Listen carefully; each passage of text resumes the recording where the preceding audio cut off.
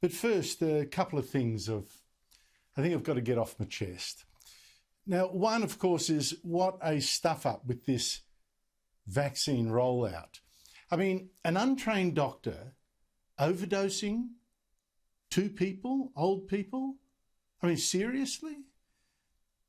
Now, we already have people who are nervous enough about these vaccines. You know, we have people even on TV, personalities, well-informed, who are nervous. Take this one. I've been trying my very best to find as many facts on this and to find the clear information and government guidelines on this from health professionals. And at this point, being pregnant, if it were offered to me today, then I probably wouldn't have it. And over at Channel 10, Waleed Ali was cut short just when he was having an argument about how unfair it was to ask workers or to force them to take the vaccine if their bosses insisted. For me, the consequences of an employer being able to dictate your health decisions is profound. Imagine if they made rules like that about things you didn't agree with.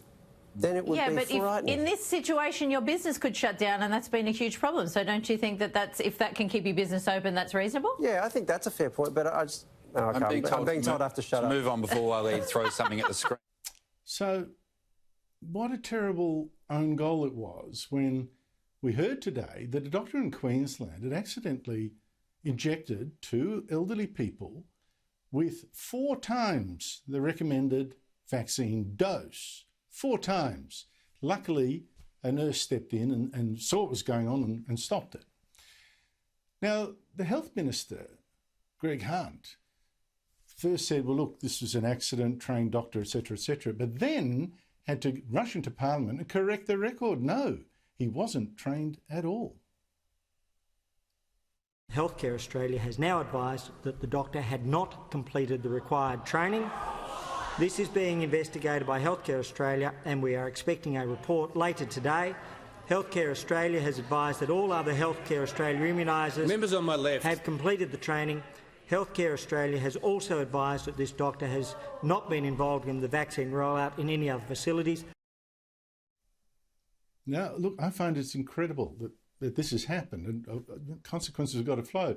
I mean, we've already learned, haven't we, from the Rudd Labor government, which had untrained installers put free insulation in people's home, and so badly was that run, 4 people died. But we're now talking about doctors with a vaccine in people's arms. That's very serious.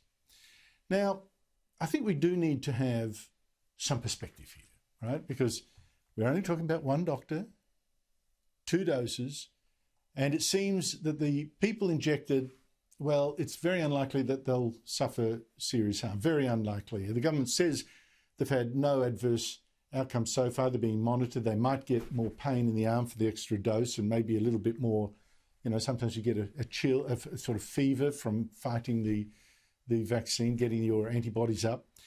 So let's not panic, but for heaven's sake, this is a very stupid mistake, very damaging, and it can't happen again.